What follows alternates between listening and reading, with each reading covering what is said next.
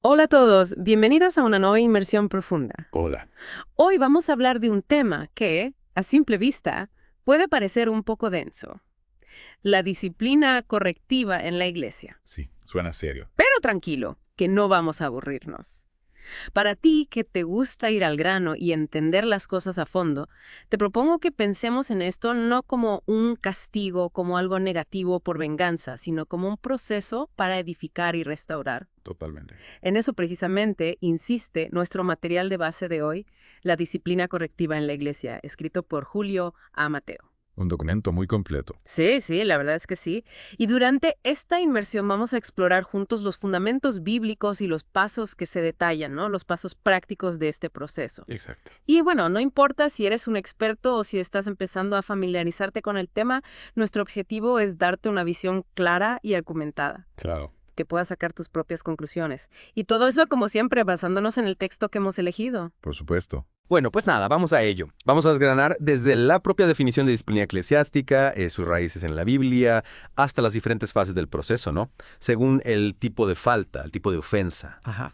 Y sobre todo, creo que es muy importante esto, entender el objetivo final, ¿no? El porqué de todo esto, que es la recuperación de la persona. ¿Alguna vez te has preguntado qué pasa cuando un miembro de una comunidad de fe, pues, actúa en contra de las creencias, de los valores de esa comunidad? Es una buena pregunta. Pues bien, este análisis, este deep dive, basado en las directrices que nos da Mateo en su documento, busca precisamente arrojar luz sobre esta cuestión. Totalmente. Para empezar, es crucial definir bien qué entendemos por disciplina en este contexto, ¿no? Claro, porque no es lo mismo que en otros ámbitos. Exacto. Hablamos de un contexto religioso. Es curioso ver de dónde viene la palabra. El documento señala que disciplina proviene del latín disciplina, que significa enseñanza, educación. Y si nos vamos al griego, encontramos paideia, que abarca tanto la instrucción como la corrección. O sea que ya desde la raíz, la disciplina no es solo castigo, sino también guía y formación. Vale, o sea que no se trata solo de señalar lo que está mal, sino de enseñar, de guiar, de formar el carácter. Exacto, esa es la clave. Y aquí, Mateo, si no me equivoco, el objetivo principal que persigue es confrontar y corregir el pecado en la vida del creyente, Sí. para que alcance la liberación y la transformación a imagen de Cristo. Exacto. Nada más y nada menos. Es una aspiración importante. Sí, sí, desde luego. El texto subraya que la disciplina en la iglesia no busca la venganza, sino el entrenamiento para restaurar. Sí. No. Se trata de tratar con justicia a los miembros que actúan injustamente, pero con un espíritu de justicia y basándonos en leyes justas. Claro.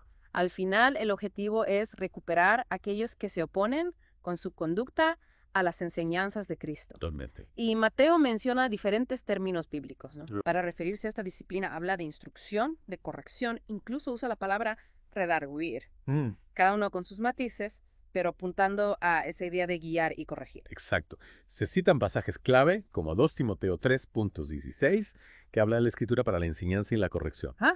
También Hebreos 12, en los versículos 5, 7, 8 y 11 para la corrección, y Hechos 8.18-25 para el término redarguir, que implica una reprensión más seria. Claro. O sea, la disciplina tiene varias caras, digamos. Y ahora viene la pregunta del millón. ¿Cuáles son esos pasos concretos que se mencionan para llevar a cabo esta disciplina? Porque entiendo que no se hace de cualquier manera. Claro que no.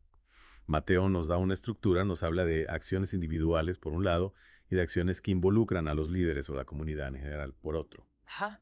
A nivel individual, se destaca la importancia de orar por los que pecan, de ayudar a los débiles a recuperarse, de buscar la reconciliación en privado cuando hay una ofensa personal y de confrontar en privado al hermano que se ha equivocado. O sea que el primer paso es a nivel individual, muy personal. Se busca resolver las cosas de forma discreta, ¿no? Exacto, restaurar la relación antes de que vaya más. Ujú, tiene sentido. ¿Y cuándo entran en juego los demás, los líderes o la comunidad? Bueno, si las acciones individuales no funcionan, la cosa se intensifica. Se habla de corregir a los que se oponen, de que haya acusaciones con testigos, de amonestar a los desordenados, de reprender a los que pecan. Ajá, Esto ya implica a los líderes de la iglesia. claro. Y luego se mencionan formas de disciplina más formales, como la reprensión pública, la reprensión por parte de la iglesia, apartarse de ciertas personas, 2 advertencias seguidas de rechazo, señalar y evitar a algunos, no asociarse con ellos e incluso no recibirlos ni darle la bienvenida. Uf, suena un poco a escalada, ¿no? Sí, es una progresión. Y lo de quitar de medio y entregar a Satanás, que aparece en 1 Corintios, suena muy fuerte. Es una medida extrema, pero es fundamental entender el contexto. El objetivo final, incluso en este caso, es la salvación del alma. Se busca llevar a la persona a un punto en el que reconozca la gravedad de su pecado y se arrepienta. Entiendo. El objetivo último siempre es la restauración, aunque las medidas sean severas. ¿Y qué pasa cuando alguien se niega a reconocer su error? Mateo es claro. Hay un mandato apostólico para apartarse de los pecadores que no se arrepienten, incluso hasta el punto de no compartir comida con ellos. Vaya. Se menciona el ejemplo del hombre que cometió inmoralidad sexual en Corinto, que al final se arrepintió justo después de que la iglesia le retirara la comunión. La excomunión, que se define aquí, es esa separación formal de la iglesia, de sus actividades y de la Santa Cena. Hablemos de esa comunión, la koinonia. Parece un concepto clave en todo esto. Sí, totalmente. El documento utiliza la definición de Baine, que describe koinonia como tener en común, compañerismo, la parte que uno tiene en algo, participación, experiencias e intereses compartidos. O sea, como una especie de participación conjunta, un compartir profundo. Exacto. Como una familia unida donde se comparten las alegrías, las tristezas, los valores. Y cuando alguien actúa en contra de esos valores y no quiere cambiar, esa comunión se rompe, Y esa comunión, claro, requiere un acuerdo mutuo, ¿no? por supuesto. Juan nos recuerda que si decimos que tenemos comunión con Dios pero vivimos en oscuridad, estamos mintiendo. Lo mismo ocurre cuando un cristiano persiste en el pecado sin arrepentirse. La comunión se rompe. En el documento se menciona la frase corte de comunión, pero se dice que no es una expresión bíblica literal. Sí, es una precisión importante. La frase exacta no aparece en la Biblia, pero sí la idea de apartarse de los que viven desordenadamente. Ya veo. Y es la iglesia la que lleva a cabo la acción de retirar la comunión, no el individuo pecador por sí mismo. ¿Hay ejemplos de autodisciplina sin llegar a ese punto de cortar la comunión? Sí, claro. Mateo 7.3, 1 Timoteo 4.16 y 2 Corintios 13.5 son ejemplos de autoevaluación y corrección personal. O sea, como una forma de disciplina interna. Exactamente. Mateo también hace una distinción entre los que están entre vosotros, a quién se aplica la disciplina. Principalmente a los que forman parte de la congregación, a los que están entre ellos, como dice 1 Corintios 5.1 y 2 Tesalonicenses 3.7 y 11. O sea que si un miembro se va a otra iglesia y peca allí, la responsabilidad es de la nueva iglesia. Exactamente. ¿Y qué pasa cuando alguien que ha sido disciplinado en una iglesia busca refugio en otra? ¿Hay algún tipo de carta de corte de comunión entre iglesias? El documento aclara que no existen esas cartas, ni de corte de comunión, ni de traslado de membresía, cada iglesia es independiente. Ya. Aunque sí hay cartas de recomendación y de acuerdo entre iglesias, ninguna está obligada a seguir las acciones disciplinarias de otra. Entiendo. Pasemos a las causas. ¿Qué tipo de acciones o creencias pueden llevar a la disciplina en una iglesia? Supongo que no se basa en opiniones personales o rumores. No, claro que no. La base son las escrituras, no las preferencias personales. Se advierte contra los rumores como base para la disciplina. En general, se habla de conducta desordenada que va en contra de la Biblia. ¿Y alguna causa más específica? Sí, se mencionan conflictos entre miembros, crear divisiones, la inmoralidad como la fornicación o la avaricia, la ociosidad, entrometerse en asuntos ajenos y la propagación de falsas enseñanzas. Vale. ¿Y las razones para disciplinar, según Mateo, cuáles son? La motivación es importante, ¿no? Por supuesto.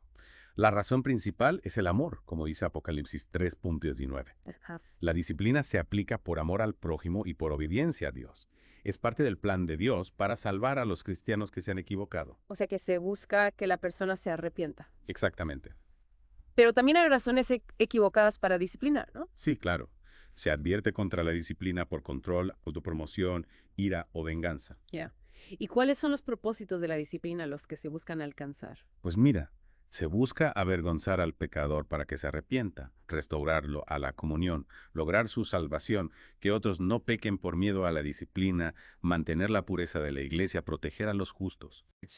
Mejorar el funcionamiento de la iglesia, dar buen testimonio a los que no creen, producir una fe sólida, silenciar a los falsos maestros, ganar al que ha ofendido y evitar que Dios se oponga a la iglesia. Uf, menuda lista. Sí, hay muchos objetivos, pero todos importantes. ¿Y a quiénes se disciplina? ¿Quiénes son los candidatos? Mateo menciona a los que ofenden a sus hermanos, los que no tienen un corazón recto, los que causan divisiones, los inmorales, los que cometen faltas, los desordenados, los desobedientes, los blasfemos, los que persisten en el pecado, los falsos maestros y los que contradicen y engañan. Vaya, una lista bastante completa. ¿Y la disciplina, quién la lleva a cabo? Solo los líderes. No No solo ellos. Si bien los líderes guían y dan ejemplo, cualquier persona con una perspectiva espiritual puede amonestar. Y la iglesia en conjunto también tiene un papel en la resolución de conflictos. Pero se insiste en que quienes disciplinan deben ser personas espirituales, maduras, amorosas, imparciales, amables, sinceras y que se examinen a sí mismas antes de corregir a otros. Llegamos a la parte práctica. ¿Cómo se disciplina en diferentes casos? Porque no todas situaciones son iguales, ¿verdad? No, claro. Mateo nos da pautas para diferentes situaciones. Por ejemplo, a los ociosos se les amoneste, y si no se arrepienten, se les aparta. A los desanimados se les anima y edifica. A los que dudan, se les convence con enseñanza y paciencia. A los que están en grave peligro espiritual, se les rescata con urgencia. Se habla de cómo tratar a las personas según su edad, cómo reprender a los pecadores persistentes en público, cómo amonestar a un líder, lo que requiere 2 o 3 testigos. Sí.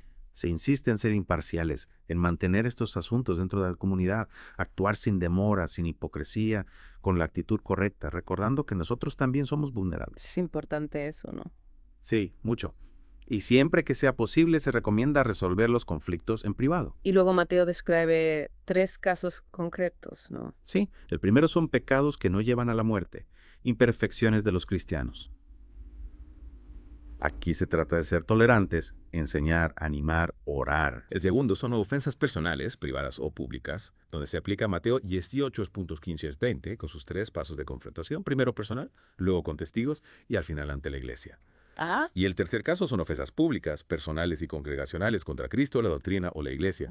Estas requieren una reprensión pública. Mateo da ejemplos de herejía, inmoralidad pública y conducta desordenada, ¿no? Sí, y explica el proceso para cada caso. Detengámonos en Mateo 18 y esos 3 pasos. Podríamos repasarlos. Claro.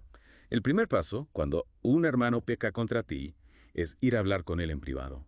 El objetivo es ganarlo, reconciliarse y evitar que el asunto se haga público.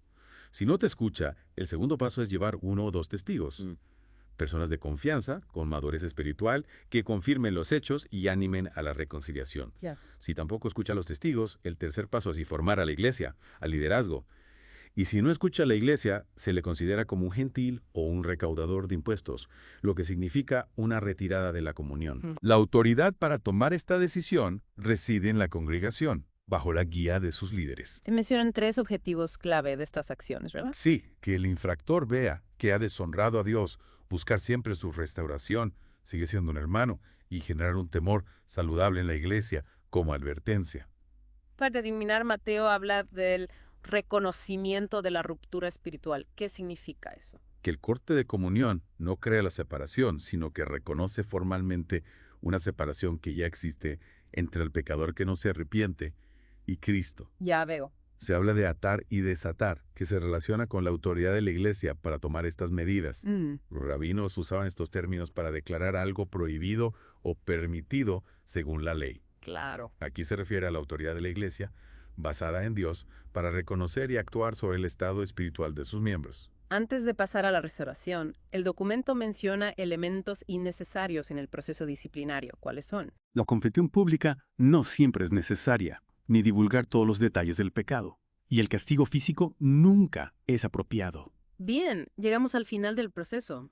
La restauración. ¿Cómo se lleva a cabo? La iglesia debe aceptar y perdonar al que se arrepiente de verdad. ¿Y cómo se demuestra ese arrepentimiento? Con acciones y actitudes.